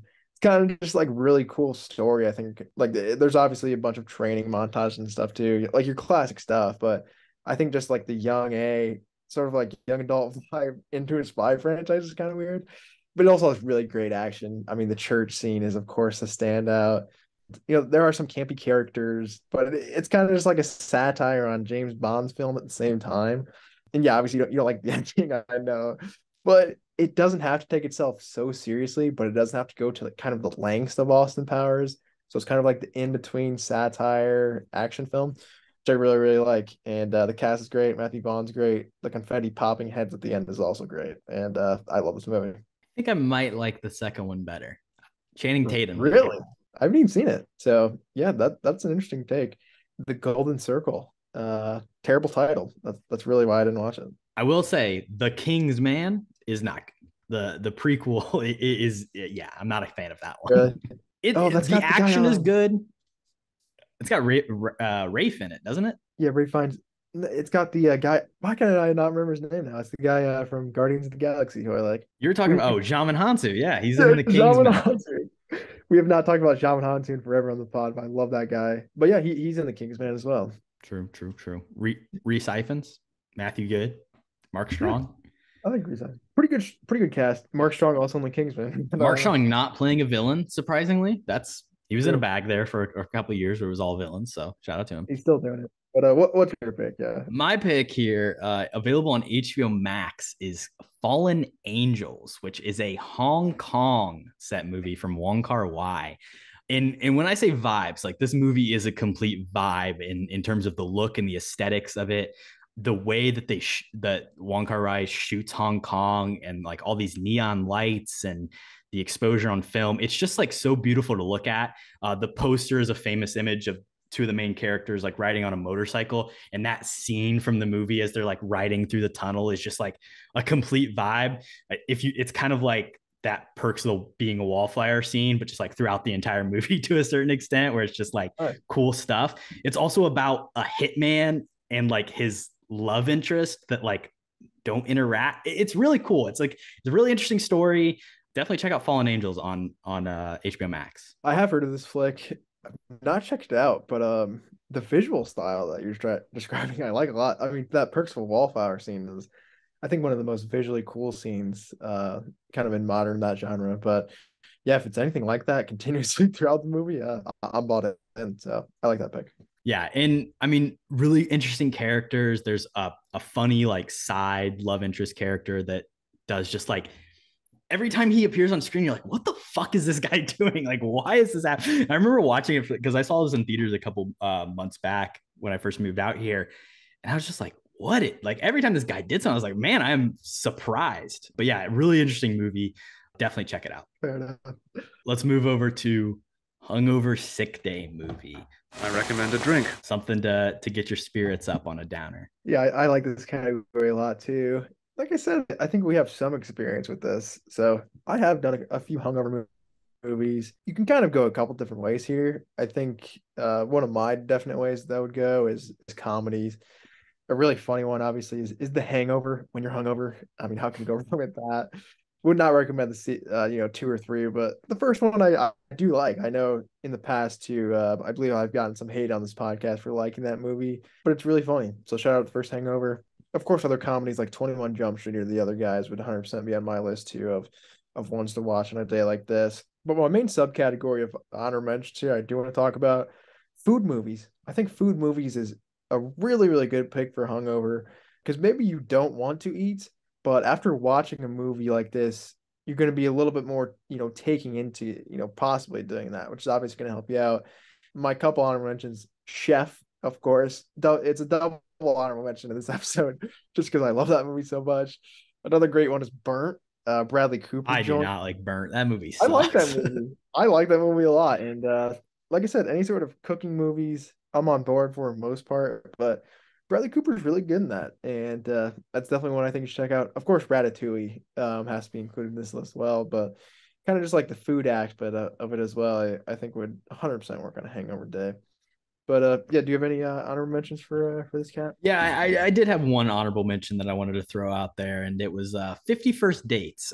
For me, I think it's been noted on the podcast, I'm not always a huge Adam Sandler comedy fan or even like 2000s comedy, rom-com, anything like that. But 50 First Dates is one of those ones that it's a little bit of a childhood classic to me. It's kind of like a comfort movie almost, where it's like, I feel like you can turn it on and you can't be in a bad mood. Like there's just something about it that is fun and heartwarming and kind of just makes you feel good. So yeah, 50 First Dates would be my honorable mention. Feel a little, get a little laugh on your down day. I like that. Rob Schneider as a dolphin caretaker. Good cast. Sean Astin, I think, is a weirdo in that movie too. So Her brother, yeah, Drew Barrymore's brother. Yeah, I like that. I like the movie a lot as well. It's a good pick. But I'll throw it into my main pick. It's gonna be a Disney Plus joint. It's gonna be a direct Disney vehicle through Pixar. A lot of animated shout outs so far. I'm gonna go Finding Nemo here as my hangover movie for a couple of reasons. The main one is all of the water is just gonna make it so relaxing. It's gonna calm your brain and your body. You're gonna be seeing so much water on the screen. It's gonna feel like it's filling your body, and it's gonna make you feel better and better as the movie goes along. It's a reminder to stay hydrated because drinking water is the best cure. That's the main point of my pick here. But also, it is just a really fun and entertaining movie. I think sort of have that father-son relationship that, like you said, kind of warm your heart as well. It's a really feel-good story at the end of everything. Also, Crush the Turtle is just an elite character, and there's kind of a lot of fun side-off characters that I really like. The kind of kid group at the beginning with like the starfish, and as well like the shark hoo-ha-ha people in the fish tank. So many fun characters in there too. But yeah, Finding Nemo, I think on a hungover day, it's not one where you have to be like locked in watching it the entire time either. You can kind of be like going up and down, getting water, getting food and stuff. But yeah, I really don't think you can go wrong with this flick. Yeah, Finding Nemo is a classic. What's your pick? My pick here is going to be My Cousin Vinny. So I wanted to go for another comedy here. And I knew you'd appreciate this one because you're a big Pesci guy. And I don't know, Joe Pesci playing like the worst fucking lawyer in the world. Marissa Tomei with an Oscar-winning performance. One of those few movies where like when I first watched it, I was like, oh, she won an Oscar? Like, no shit. Like, that makes a lot of sense. And especially for like a supporting performance, it's one of those ones where it's like, this stands out amongst like most movies ever. She's really incredible. And then Ralph Macchio, shout out the Karate Kid. A lot of lovable faces in this one. And I do think it is like genuinely funny, like for like a 90s comedy crime movie. I think there's some really good laughs, and I think a lot of those come from Tomei, but of course, Pesci is fun to laugh at when you're just looking at him. So great for a hangover day. Well, going up my boy Pesci. I do like this movie a lot too, and I think it would be a really good one for a hangover day. Just kind of get your spirits up a little bit. I mean, you can't go wrong with Marissa Tomei and Joe Pesci as your two first starting, build actors. And then you throw in the Karate Kid, and he brings his own angle to it as well. So yeah, I do like that pick a lot. That's a really fun movie. Italians, the movie, basically, also as well. And My Cousin Vinny is available on Prime and Peacock, Kody. Ooh, our first Peacock shout out of the day. I don't know how many two more of those we'll get. So we gotta enjoy it while it lasts here, I think. Shout out Peacock. Childhood classic movie. Don't worry, I can recommend a couple. Kody, Not Finding Nemo. I gotta go. My honorable mention, you're gonna hate, is Small Soldiers, because every time I bring it up, you want to fucking punch me. But Small Soldiers, dude, childhood classic, important story about indigenous peoples and the military industrial complex and capitalism and love and loss set in the world. It's beautiful. Small Soldiers, available on Prime. Go check it out. You had me when you were talking about all the political stuff, and then you started talking about love and stuff, and you lost me. But yeah, I think I would say James Cameron watched Small Soldiers and said, "I like the topics covered here. I'm going to make Avatar." That's my take. He was inspired by Small Soldiers. I hope that comes out soon in the news. But hey, maybe that's one I'll have to stick on my watch list. But I highly doubt it. My honorable mentions, I got a few. Cheaper by the Dozen off the bat. One of my childhood favorites. For some reason, I watched Cheaper by the Dozen 2 probably about 10 or 15 times more than I should when I was a child as well. So love that movie. Lion King 1.5, which was mentioned in our KHAP chats with Mina. So check out that episode as well if you want to hear a little bit more on that. And then The Secret of Nim. I don't know if you've seen this movie, Korbin, but I read the book originally when I was a kid, and I found the animated movie as well. It's okay. It's kind of a weird story looking back at it now, but it is one I recommend. It's kind of a deeper cut. If we're going deep cuts like you in this episode. The imagery I'm seeing reminds me a lot of Guardians of the Galaxy Volume 3. If you say so. I think it's mostly centered around kind of rats and mouse. A weird rat person with a cape. True as well. But yeah, those are my honorable mentions. I'll throw a review. What is your childhood classic pick here? Well, I had to go for a Disney Plus pick. Got to shout out the House of Mouths for the childhood classic pick. And I think this is one of the first things. I don't think it's the first thing that we watched when Disney Plus launched. This was one of the first things we watched. Atlantis: The Lost Empire. Absolute banger of an animated movie. Obviously, you've got Michael J. Fox playing the lead role of Milo, but I think it's just so much different from your typical, what is a Disney animated movie. Came out in 2001. So it was prime time of as it was airing in reruns, and as the sequel was coming out, I was seeing it as I was growing up as a kid on Disney Channel. And then you mentioned it on our first Friday 5 episode with National Treasure. Atlantis is such a cool concept. And I think all of the stuff that they achieve visually with Atlantis, the people of Atlantis, the technology is extremely interesting. And it's just really cool. This integration of technological stuff with magic and spirituality. And yeah, I think it's a really cool movie. Yeah, I agree. And this is one that you kind of showed to me, I believe. I had not seen it until I think I watched it with you guys. But yeah, it is a fun one. And like we were talking about, I mean, Atlantis is a really, really cool location. I think story-wise, it's not terrible, I don't think. I think it's a fun movie. And yeah, the underwater stuff like that. It's kind of just one of those movies where it's a traveling movie. It's kind of like a road trip movie without kind of a car, which I think is a fun kind of plot device. And there's a lot of likable characters and a lot of unlikable characters, which I think is really good. And what Disney does pretty effective. Yeah, I mean, it's the cast of people that travel with him. Each of them is really unique, and both they do the animated thing where it's each of these people looks vastly different from each other because we can play with sizes and shapes of people and facial hair and different stuff like that. But then they also have distinctive personalities and shticks to them that I all think is really cool. And they have a super fun dynamic.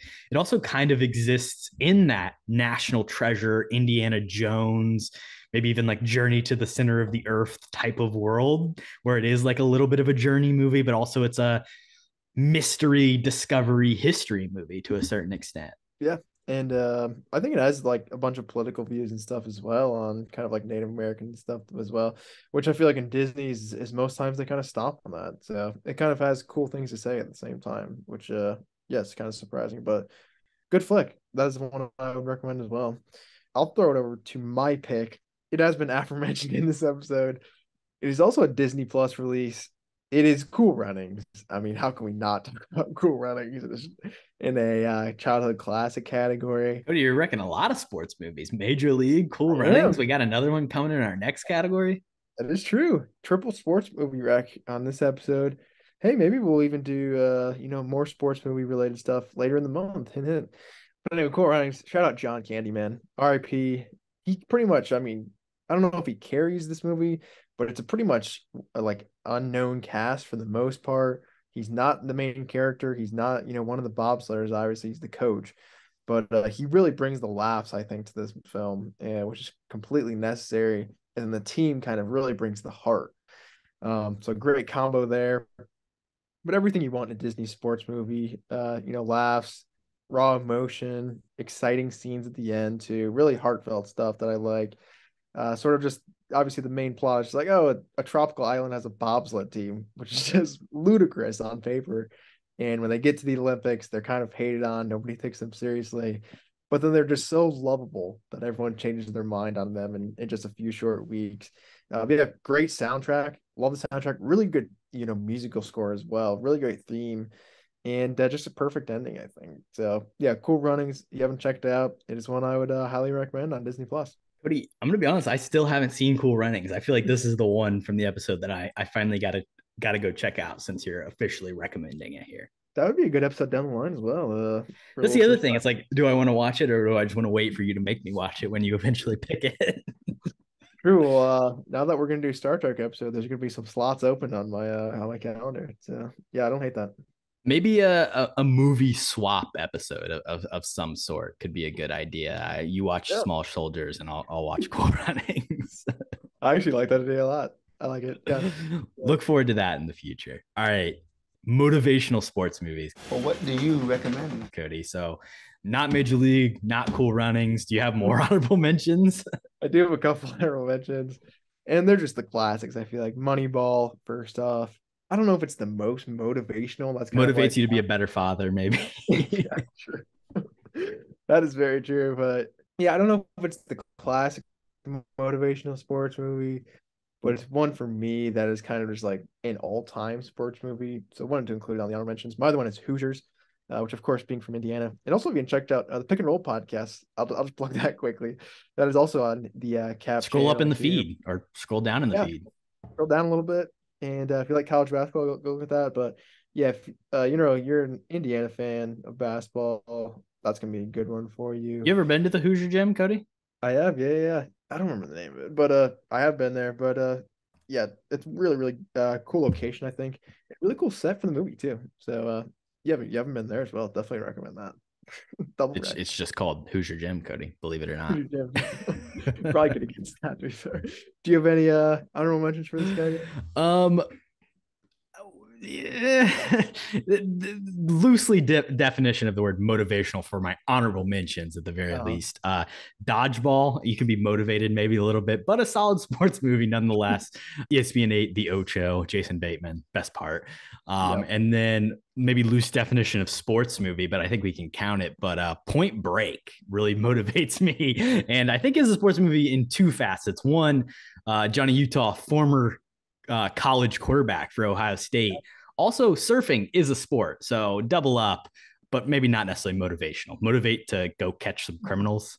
Yeah, motivational is questionable. Great movie. I don't know if it's a sports movie in any sense of the word, but a good. He's a former college football athlete who turns to the world of surfing. Yeah, I can't argue with the recommendation, so fair enough. My main pick, I'll just throw it to it. This is my serious pick. I'm gonna go with another baseball movie, actually. I'm gonna go with 42, which you can check out on Hulu. A few Hulu recs for this episode. But yeah, for some reason, I feel like this movie kind of get lost in the weeds a little bit when it comes to sports movies. It's not really, I don't think, regarded as one of the best of all time or anything like that when people are just talking about the sports genre in general. But I really think it is. Chadwick Boseman, really the perfect portrayal of Jackie Robinson. Obviously one of the most well-known and respected players in baseball history. So it's definitely important to get this movie right. And they just nail the casting. I think it's one of those iconic casting. Like, this is probably better casting on Chadwick Boseman than even Black Panther is, and that is ridiculously perfect casting. And also good cast. Harrison Ford is also in it, which I kind of forgot about. Yeah, I was gonna say kind of a bad Harrison Ford. That's like real sleepy Yeah. Harrison Ford years before like The Force Awakens happened. Definitely phoning it in a little bit, but he's not terrible. And then once they killed him in Star Wars, I feel like everything changed for him. But before there's a couple years before that, from I think Crystal Skull to Force Awakens, it was a really dark time for Ford. It was a dark Ford acting period. I agree on that. And also Lucas Black, who's the guy from Tokyo Drift, the main character in Tokyo Drift in this movie.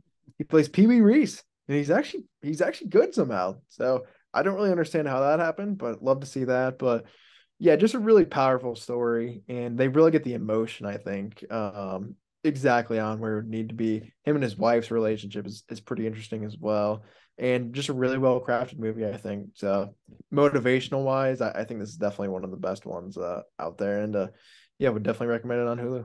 Also, Alan Tudyk and Kody, you know who's in this? Scrubs man, John C. McGinley. Oh, is he? I remember Alan Tudyk's a real dick in the movie. I think he's a racist. Yeah, he is. I think he is like the main scene. Obviously, like there's moments throughout, but like the main like replayed scene where he is being called the N-word on the field. I'm pretty sure that is Alan Tudyk doing it, right? I believe so as well. But yeah, shout out John C. McGinley. I didn't know he's in it. I'll have to rewatch it again and look for him. Spot him. Now that I know who he is from Scrubs. Dr. Cox. Yeah. Doctor. All right. The boy. I also have a baseball movie. It wouldn't be right if we didn't pick it.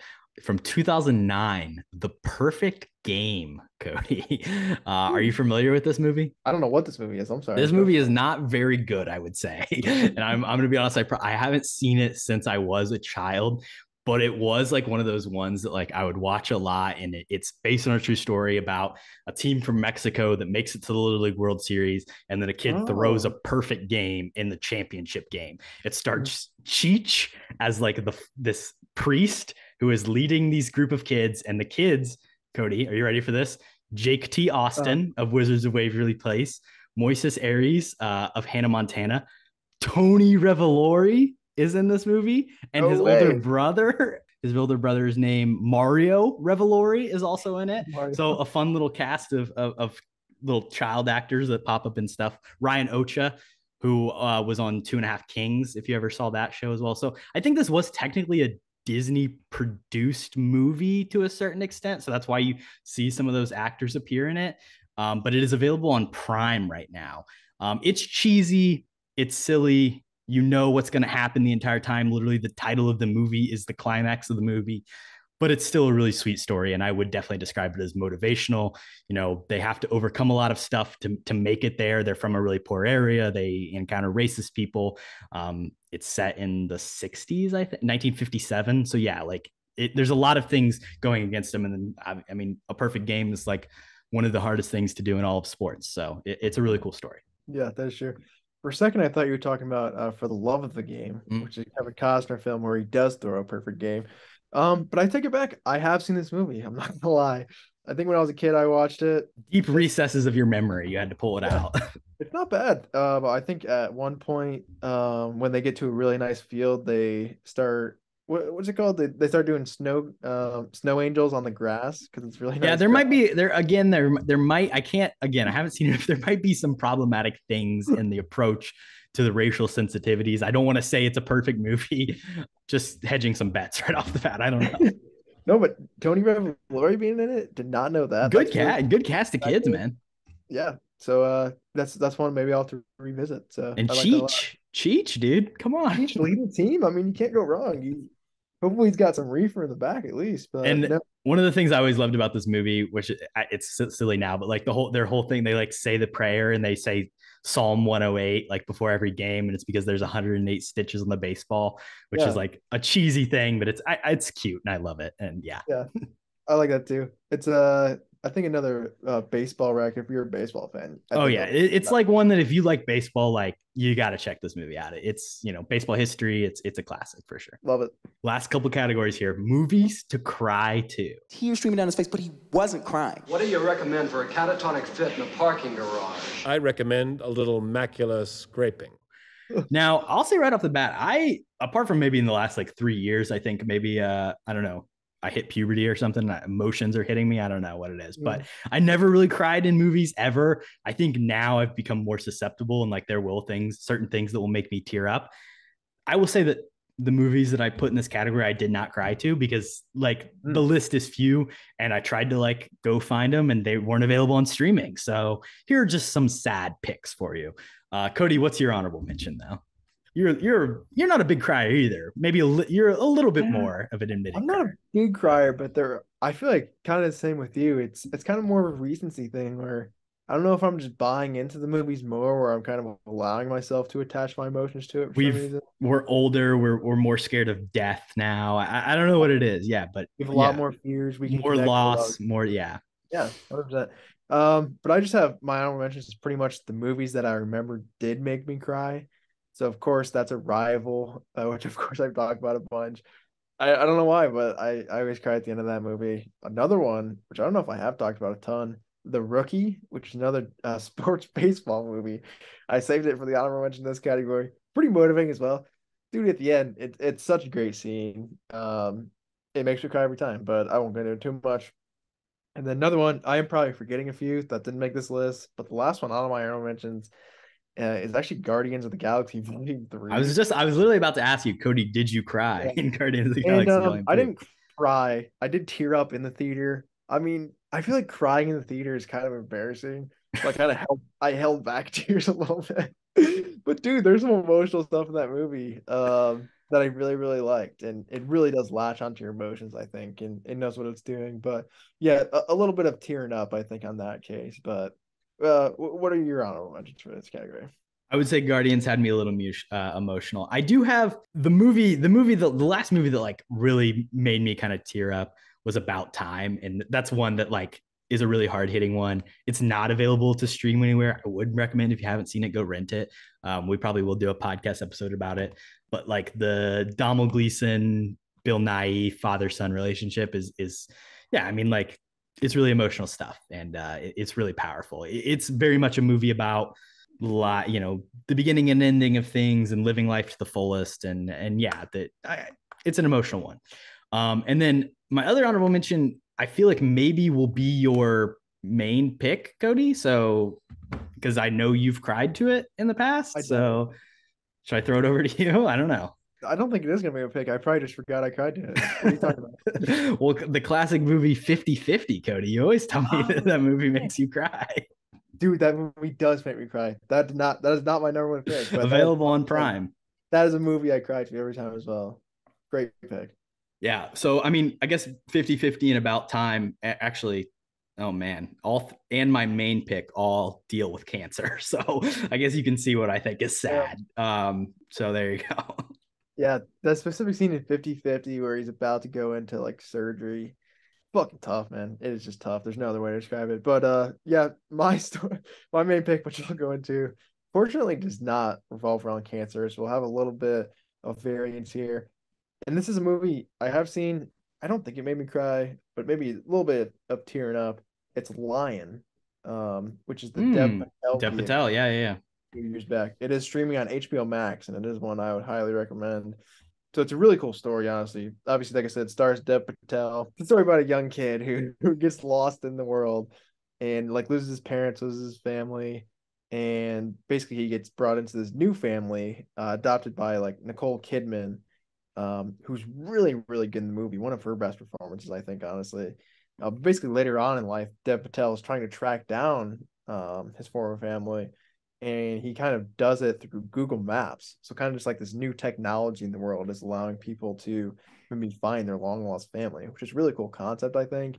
But then it gets super emotional when he finally does find them. He goes back after so many years, finds his mom and then, his siblings and stuff. It's just a really good movie, and it is a feel-good one at the end as well. But for like a movie to cry to, I feel like it's better for a happy cry than a sad cry. And this is definitely one of the better happy cries, I think. So yeah, shout out Lion. I haven't seen it. I'll have to check that out. I mean, Dev Patel is, I think, always great. So yeah, no surprise. Rooney Mara is also in it as well, who I like a lot. So hey, shout out Mara Rooney.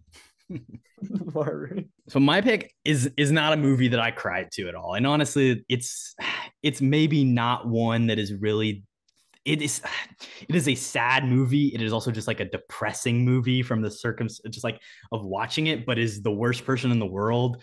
It's 2021 romance drama film. There's just like some sad stuff that happens in it. I kind of threw it into this category, but in all honesty, I just think it's a fucking amazing movie. It's one of my favorite movies released in 2021. It's a international film, Norwegian movie, basically about a woman who's kind of going through her life, and she's got this shitty boyfriend, and I don't really want to spoil too much of what happens, but I would definitely recommend checking it out. It is just kind of this really depressing and wistful story about like a young woman at a certain stage of her life trying to figure things out and make it. And yeah, it's really, really well done. The worst person in the world. Yeah, no, deeper cut. I'm not surprised coming from you, but I don't know if I ever even heard of that. Who stars in it? I'm sorry. Well, it's a Norwegian movie. It was nominated. Okay. It was nominated for Best International Feature and Best Original Screenplay at the 94th Academy Awards. That does sound familiar. It's my second, behind Dune. It is my second favorite movie of 2021. I did watch it a little bit later, so I don't think I ever mentioned it on our 2021 reviewed. I saw it later because it was released in the United States, late, that whole shit. But it is really good, and it's available on Hulu. But it didn't make you cry. Did it make you tear up though? I think it would make some people tear up. There's stuff in it. I don't know. It didn't. It's hard, man. It's hard. Yeah. No, it sounds like just an emotional movie, honestly, altogether. So yeah. Background movie when you're hanging out with friends, Kody. Would you recommend anything for the end of the night? Well, what do you think? What should you throw on? Yeah, this is an interesting category. For me, this is not a movie that I want to pick that is a really good movie, I don't think. I do have one exception. I think that would be a good pick, and that is Ferris Bueller's Day Off, which is a really great movie. But it's kind of like there's so many good scenes, and they like just cut quickly to different scenes as well, I think. And you can kind of be like having conversation, and they cut to a scene, and you watch like a scene from the movie. So I like that a lot. Yeah, Ferris Bueller is one of those, like, the thing with this category, it's like I love that movie so much. Like, even though I've seen it so many times, I love it so much where it'd be like I would just be wanting to watch that. Like, I would be disinterested in what's going around me. And that leads directly into my next honorable mention, which is going to be Batman v Superman. Good pick here. I don't think it's a very good movie, but there are some interesting visual. It's watch it with the sound off. For sure. Yeah. Oh, yeah. 100%. We don't need to hear anything Jesse Eisenberg is saying. But like Batman, Superman fighting, like it's visually cool. I'm not going to deny that. But yeah, not a good movie. My other honorable mention here, any of the Avengers movies, I think kind of the same thing. You can just mute it and there'll just be mindless action every like Civil War's one we've definitely thrown on in the past, hanging out for sure. Age of Ultron, I think, would be really good for that because plot-wise and character-wise, I don't really care about anybody. So I think just having that on in the background would be fun. But yeah, are you kind of on the similar train of maybe not the best movies here? You got any honorable mentions? The one that like fits into the Batman v Superman world is, and it is a movie I did throw on one time when we were all hanging out and we like kind of watched it, but kind of did other shit. And it's Godzilla, King of Monsters, where it's like, this movie is literally just like the imagery is so cool. And there's so many fucking like giant monsters, but you don't need to follow the plot or know what's happening. Like just look up and be like, oh shit, Godzilla's fighting Mothra. Sick. Yeah, I've seen that movie once, and you did have it on in the background. It wasn't bad. I like Baron Famiga. I like Millie Bobby Brown. I like Godzilla. So, and Mothra is a really cool villain as well. So I do like that honorable mention. But Ken Watanabe, our boy, our Inception guy. I love Ken Watanabe, but yeah, a lot of fun just actors, I think, in that movie as well. So good one to have on the background, I think. Moving on to my pick. I'm gonna go with another HBO Max here. I'm going to send this into the comic book world. I'm going to take Watchmen, the Zack Snyder joint. So you think Zack Snyder movies are the perfect hangout vibe? Yeah. I don't know. That would maybe, if someone told me that, I would be like, maybe we shouldn't hang out. Fair. I think I was just thinking into the category a bit too much, but I think visually, Zack Snyder, he's elite. Like, he's good at what he does, but character-wise, writing-wise, I hate his guts. So I think it's perfect. And that's the thing. It's like the best moments of Zack Snyder movies are like visually really incredible, but you got to get through a lot of other stuff. Yeah. And Watchmen specifically, I think it is one of his better movies, actually. I think it might be his best, if I'm being completely honest. But yeah, I mean, again, it's just kind of like you can pick certain scenes that are maybe good or maybe a little bit bad too that you kind of hate watch that are fun. So the opening credits I think is really good with the song. The times they are changing, really fun montage. So we have the sound down for the first 10 minutes and then turn it off after that. Also, I mean, like the Rorschach scenes and the Dr. Manhattan scenes visually, I think are pretty interesting. But then yeah, you get into some of the bad stuff too. I mean, the weird sex scene with the fake Batman and the terrible actress. I don't even know her name. Not looking it up. I mean, it's really, really cringe. A lot of the dialogue's really bad too. So on like certain scenes, you can turn on the volume and be like, God, this movie's terrible. And on certain other ones, you're like, oh, I kind of like what they did there with like the Vietnam thing. So yeah, I think and Dr. Manhattan is cool to just like look at and that stuff. Yeah. The ending, like, it's okay. It is what it is. It's not as it doesn't. Would you understand the ending having not watched the rest of the film and then kind of only half watch the ending? I think it might be, you might get a little. It's a good point, but that's basically every Zack Snyder film anyways. Because that is the thing. How you get there. The one thing about Watchmen is like, it is kind of a confusing movie because it's like kind of telling two different time period stories or like a little bit. And so like, I think it's one that if you haven't seen it before, it would be like, you would have no way to possibly keep a linear story going in your head in just bits and pieces. There's a lot going on. That's fine. And it's a massive, obviously comic story originally, graphic novel, whatever it was. So there's a lot kind of that Snyder was trying to throw in it and a bunch that he left out as well. But I think that'd be a really fun way to watch it for the first time too, kind of not actually care about the story and just go scene to scene looking at the visual spectacle. I'd probably like the movie a lot more, to be fair. So yeah, I don't hate that. I'm sure you'd figure things out. You'd be like, hey, what's that guy with the Rorschach blots on his face name? Oh, Rorschach. Cool. Like, yeah, I mean, it's not that hard. True. What's fake Batman's name? Night Owl. Yeah, he's kind of like an owl. Fair enough. But yeah, what's your pick for this category? So this is a Tubi pick for you, Kody. I gotta come in hot with the free Tubi pick. And this is a movie called Powell Akatsi. Are you familiar with this? So this is 1988, a non-narrative film from Godfrey Reggio, and it is kind of like the originator almost of like stock footage to a certain extent, where it's like the entire movie is just like real footage captured. And it's kind of all about this like clash of traditional ways of life with modern industrialization. And it's a whole trilogy of movies. The first one is hailed as like this great achievement, and the second and third ones are less good. The third one I think is fucking awful. I've seen all three of these movies, but there's no dialogue. It is literally just music throughout. And it is like, I think it's perfect because you can put it on and like you could be playing cards and you could like look up and you'd be like, oh shit, here's a sick time lapse of whatever happening. And like, it was like a lot of the stuff that was happening. It's cool from the perspective of like, when you see some of the stuff now, it's like, oh, this is like Apple TV screensaver time lapse imagery. Like it's stuff that seems incredibly modern and stuff we see all the time now. But at the time, it was like, this was the first person ever making this kind of like video and film. In terms of like what it's conveying, I would say it's a little meh, but it's really cool and pretty to look at. It's got a sick soundtrack. So yeah, it's a vibe. Powakatsi, check it out. Throw it on. It does great at parties. Yeah, I think it should have been on the vibe. I don't remember it as well. I don't think I've ever heard of this, but if it's just straight stock footage, I'm bought in. I mean, like you said, this is just background music to a point. So literally just putting background stock footage makes sense perfectly for this category. So I love that. It was incredibly influential in a really interesting way, in a really weird way, I would say. Yeah. Fair enough. I mean, yeah, like you said, I feel like you see that everywhere now. So kind of like we were saying before, being the first one to do that and that kind of having all these copies. It's like the original background imagery, literally. So yeah, it's kind of the perfect rec here, I think. Great pick. Where can you check that out? Was Tubi pick? Shout out Tubi. Whole trilogy available. So if you want to go to Noyakatsi and Koyanakatsi, I believe are the other two. The second one's okay.